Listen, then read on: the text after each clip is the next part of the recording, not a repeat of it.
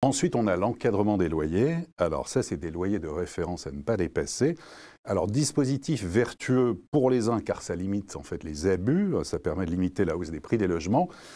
Contre-productif pour d'autres, puisque ça peut retirer du marché traditionnel, de la location nue ou en meublé, en fait des logements qui se retrouvent sur des plateformes type Airbnb et qui sortent de la réglementation. Donc au final, ça peut faire moins de logements pour les habitants. On pense notamment aux étudiants.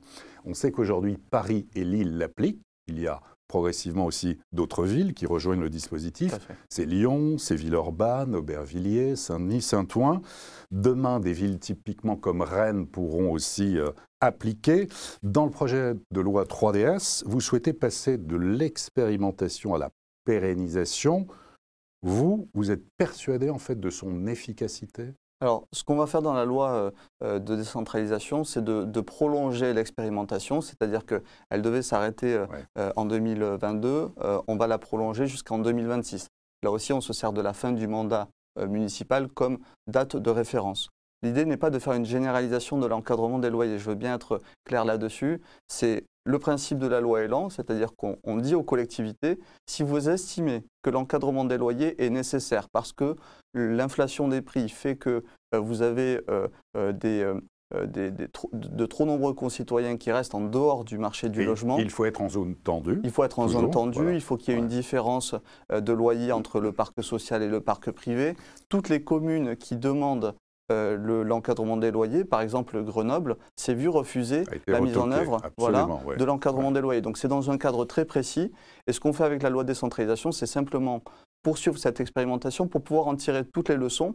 Moi, je pense que l'encadrement des loyers est un dispositif intéressant, mais qu'à court terme, parce que ce que vous avez dit est vrai. À long terme, entre les courbes d'augmentation des prix à la vente et les courbes de l'augmentation des loyers, le risque, c'est en effet que le produit logement devienne un produit spéculatif qui s'échange soit dans le marché de la location saisonnière, soit dans le marché de la transaction et ne profite plus aux Français. Donc ça, c'est le danger. Mais alors, qu'est-ce que vous dites en fait, avec le recul que l'on a notamment sur Paris et Lille, et on a pu voir certaines enquêtes de meilleurs agents qui disaient qu'il y a beaucoup d'annonces qui sont en fait dans l'illégalité. Et puis il y a aussi le complément de loyer qui permet à certains propriétaires de remonter le niveau du loyer en disant qu'en fait, ils bénéficient le logement d'une terrasse, d'une vue sur jardin. Donc c'est pas facile à appliquer. D'abord, il faut rassurer les Français qui nous regardent et notamment les propriétaires. L'encadrement des loyers n'est pas une baisse des loyers. L'encadrement des loyers, c'est en fait un loyer de référence avec une fourchette, loyer minoré, loyer majoré,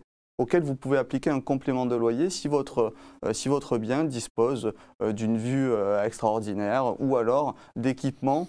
Si vous avez à la fois un four, une machine à laver, tous les équipements que peut contenir un domicile, vous l'avez chez vous, vous pouvez appliquer un complément de loyer par exemple. Et donc au final, il y a de la rentabilité, y compris dans des villes où l'encadrement des loyers est mis en place. Ce qu'on fait, c'est simplement en fait lutter d'une part contre les abus. Et on remarque que l'encadrement des loyers est plus respecté quand il s'agit d'un parc de logements intermédiaires gérés par des professionnels que quand il s'agit de logements gérés de particulier à particulier. Et ça rejoint un petit peu mes travaux aussi sur les rapports locatifs. On en parlera tout à l'heure. Mais faire en sorte que cet encadrement des loyers soit respecté parce qu'encore une fois, il permet aux Français de se loger plus facilement et en même temps aux propriétaires et aux investisseurs de trouver une rentabilité dans le logement, ce qui est nécessaire aussi.